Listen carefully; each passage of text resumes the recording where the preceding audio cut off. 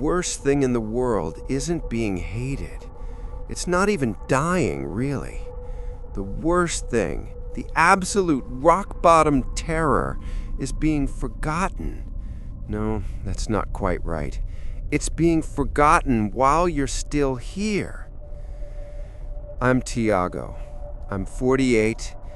I was a professor. Tenured. Byzantine history. Sounds boring, I know. That was kind of the point. My life was meticulous, orderly. I get up at 6:05 a.m. Not 6, not 6:10, 6:05.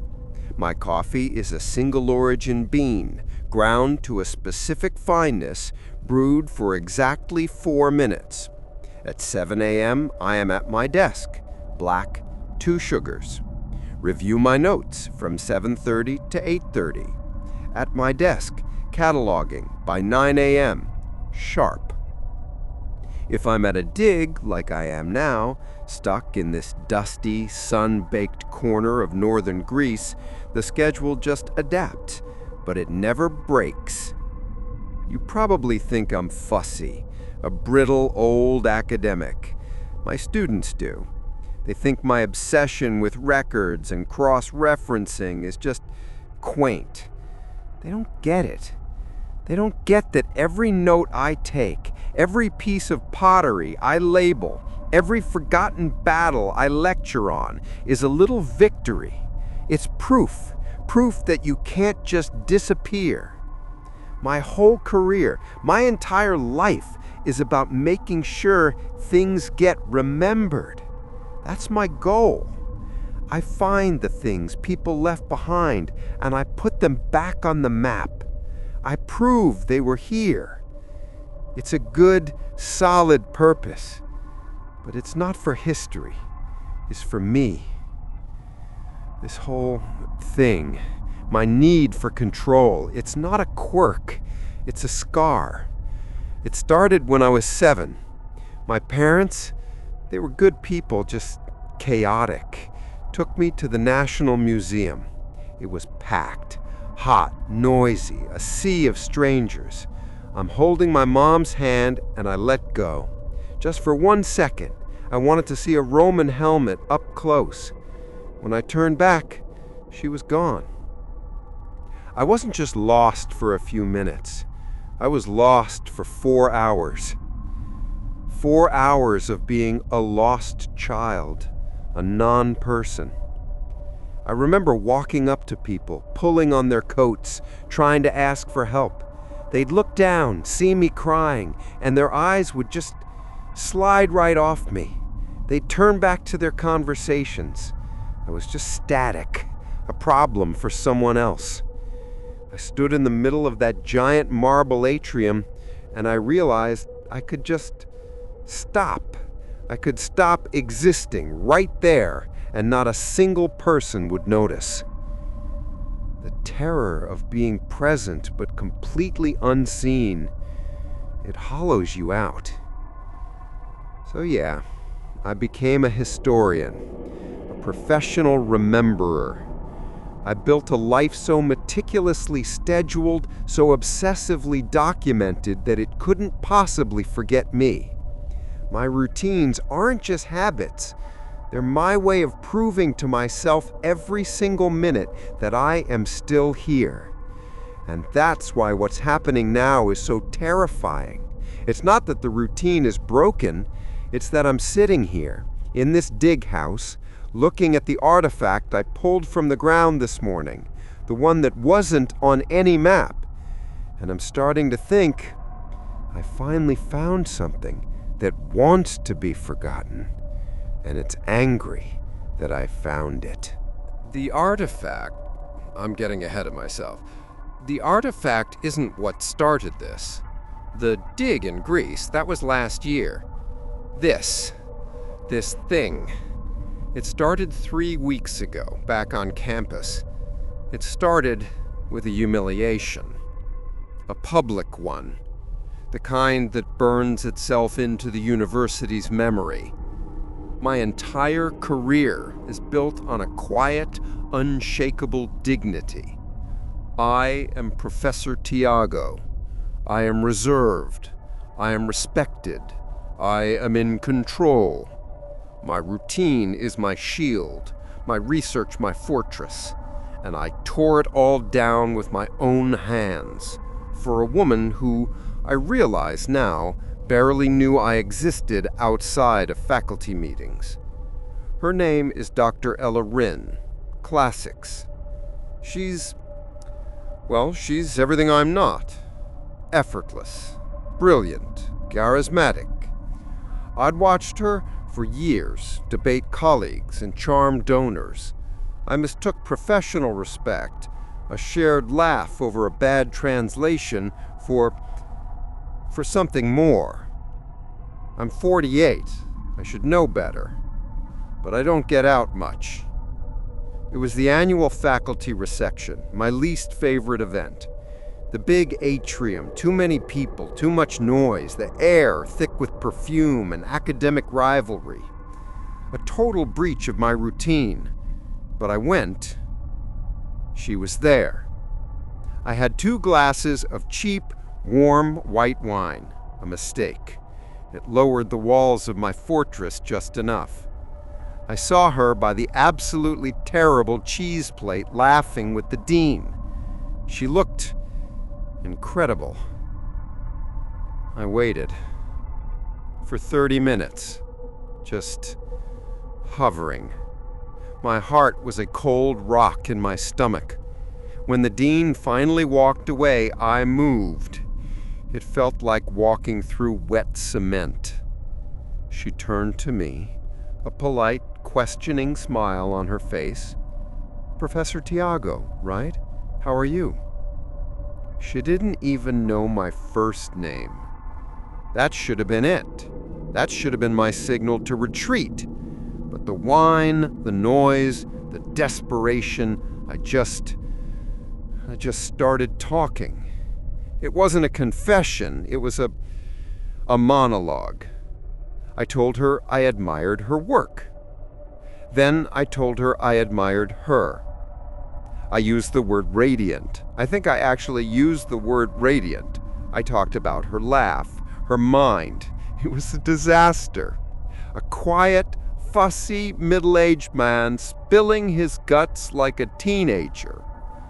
The silence that followed was awful. And then she laughed. It wasn't a cruel laugh. That would have been better. It was a bless your heart laugh. You can't be serious laugh.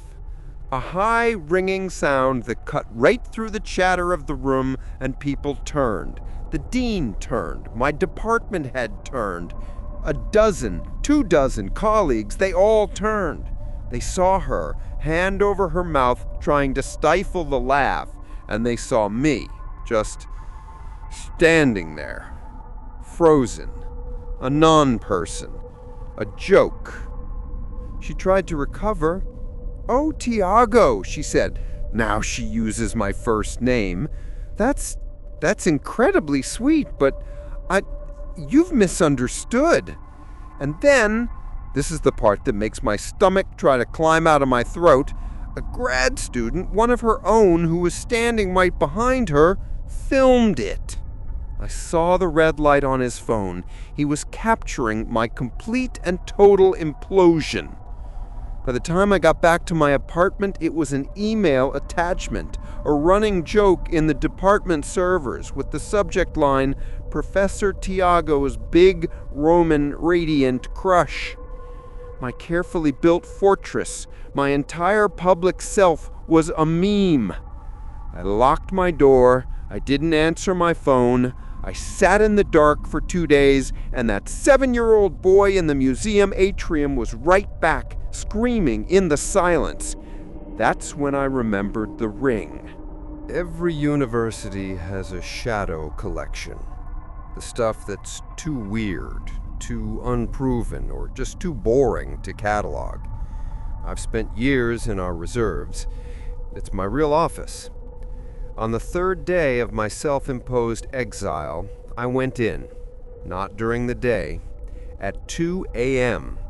I wasn't thinking straight. I was just running. I was desperate. I remembered a file I'd seen years ago, an acquisition from the 1920s, a box of cultic paraphernalia from an Egyptian dig, all of it labeled spurious.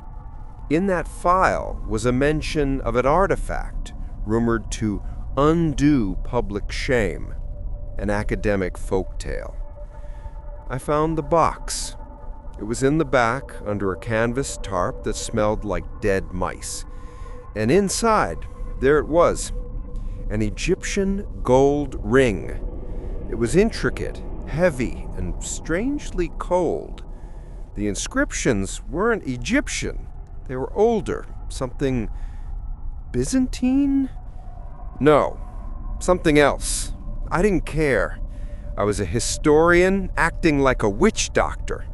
It was pathetic. The file had a transcription of a ritual, just a few lines of phonetic text that the original collector had scrawled on a napkin.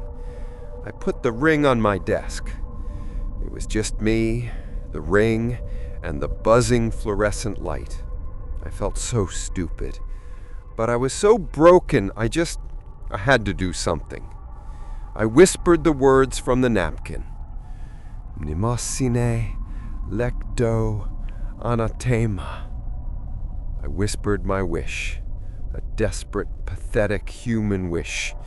Please, I whispered to the empty, dusty room, just make them forget. Make them all forget me. Nothing happened. Of course nothing happened. I felt like an idiot. I was about to leave when the smell hit me. It was faint, like an old coin held too close to your nose, a sharp metallic ozone smell, and dust. The air in front of me, right over the ring, rippled. You know, like a heat haze off a hot road. It shimmered, right there in the cold, stale air of the archive. A little patch of nothing, an absence. It was there for a second, a silent, vertical tear in the world. And then it was gone. The room was just a room again. The ring was just a ring. But it wasn't cold anymore.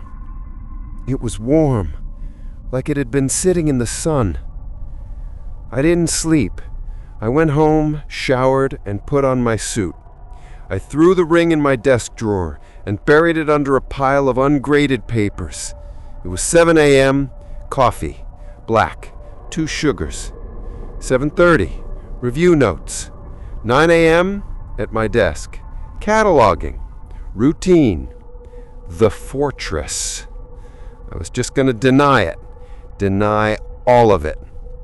My new graduate assistant, Jonah, was scheduled for his first review at 9:30. I'd be professional. I'd be Professor Tiago.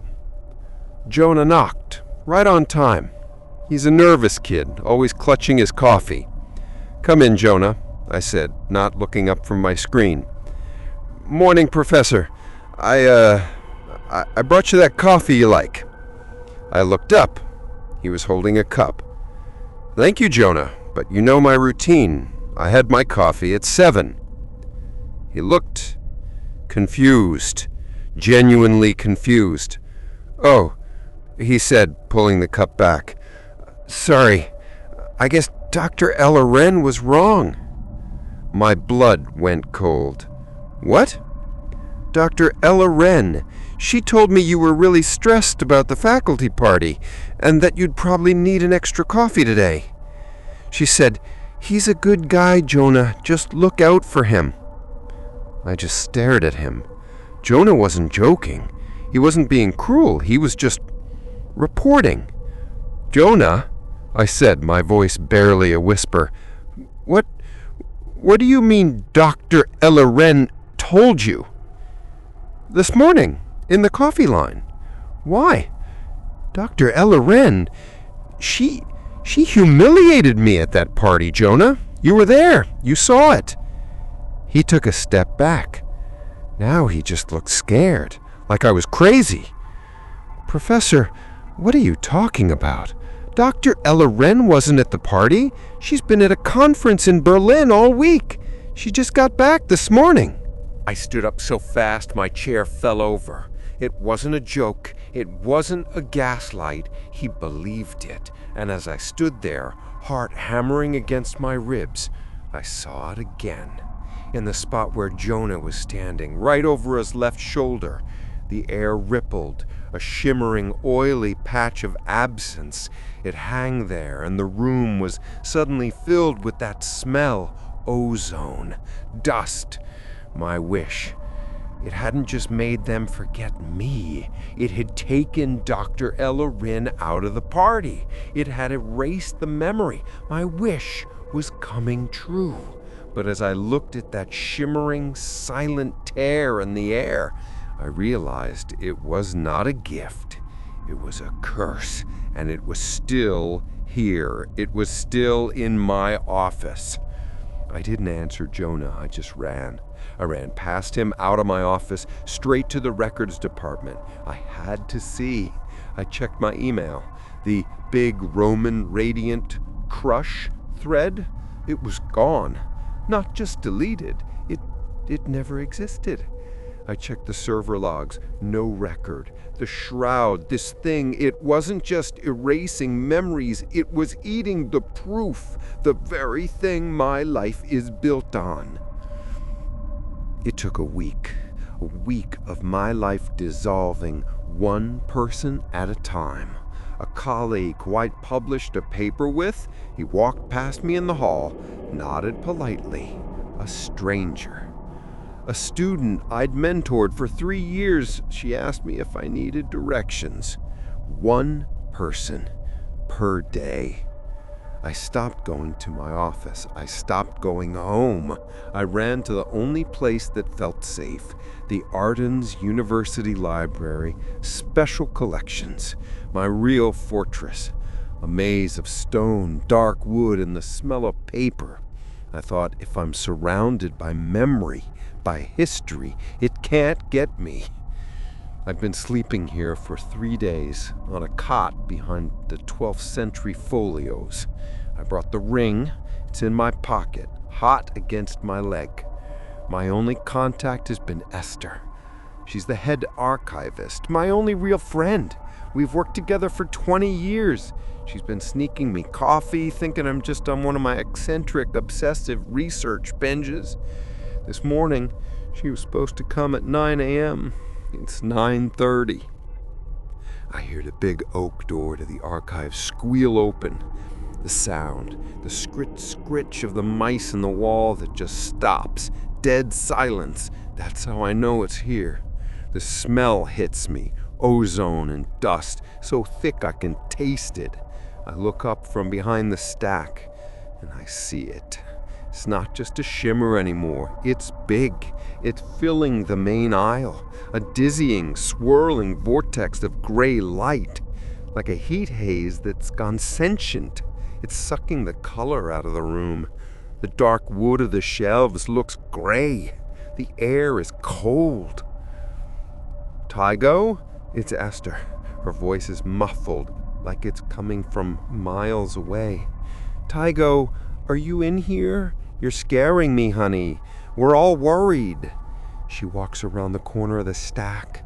She sees me, and for a second I feel relief. Then she stops.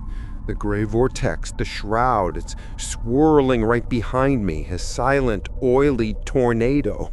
Esther can't see it, but she can feel it. Tiago, she says, her voice trembling. What is... She's trying to talk to me, but she's also looking past me. Her eyes are unfocusing. The shroud pulses. A silent, cold thump. Esther blinks. Once, twice. Her face, it just goes blank. The worry, the panic, the 20 years of shared jokes and late-night research, it all just drains away, like water down a sink. She cocks her head. The voice, when it comes, is polite. The voice of a stranger. I'm sorry. You really shouldn't be back here. This section is for faculty only. Do I know you? That's it. The line. The words that have been ringing in my ears since I was 7. I'm screaming. I can feel my throat tearing, but I can't hear a sound. She just gives me that polite, empty smile, turns and walks away. I'll have to call security. I'm alone. The shroud swirls around me. It's not just in the room anymore, it is the room. I look at the bookshelves and the titles, the gold leaf letters, they're fading, they're unwriting themselves. I look at my hand, the edges are blurry. It's not just eating my history, it is eating all of it. The ring, it's in my pocket. I have to try. My last desperate academic thought. What created this can uncreate it. I throw the gold ring on the cold stone floor. I raise my foot and I stomp. I bring my heel down on it again and again, screaming, I'm still here. I'm here. The ring doesn't bend. It's ancient, cursed, and strong. I grab a heavy book from the shelf, a folio, The Fall of Constantinople, and I smash it down on the ring. There's a crack. Not the ring, the air. A sound like 1,000 windows shattering in reverse. The gray vortex freezes, shudders, and then just breaks. It shatters into 1,000,000 pieces of light and disappears. I'm on my knees, sobbing. The room is solid again. The air is just air. The books have their titles. My hands are my hands. I'm still here. I won. I won. I saved the record. I stood up. I straightened my jacket. My routine. I needed my routine. I walked out of the special collections. The sun was shining through the main library windows. The air smelled like floor wax, not dust. Esther was at the main desk typing. Esther, I said. My voice was a wreck. Thank God. She looked up and she smiled. A bright, lovely, empty smile. Hi, she said. Can I help you find something? I just stared. Esther, I said, my voice cracking. It's me. It's Tiago. Her smile wavered just a little. I'm sorry, sir. That's a nice name. Is he a professor here? I don't believe I know a Tiago. I went to my office. My name wasn't on the door. I went to my lecture hall. Another professor was at the podium. I went to my apartment. The locks were changed.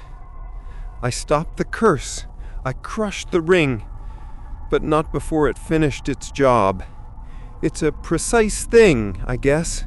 An academic thing. My wish, it came true. Everyone forgot me.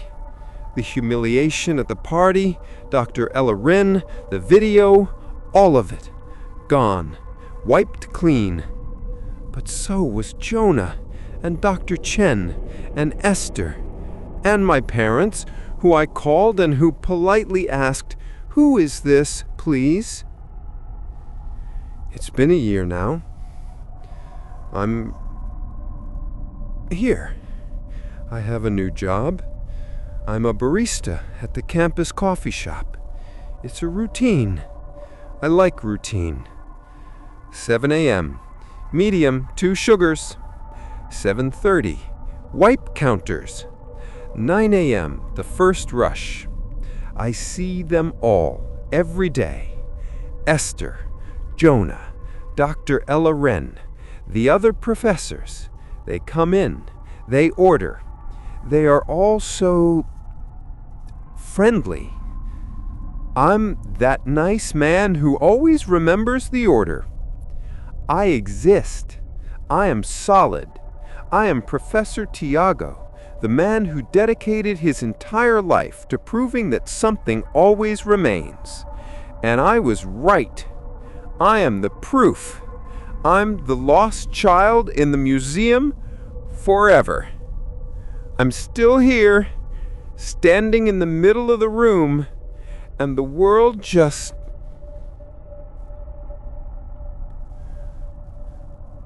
looks right through me.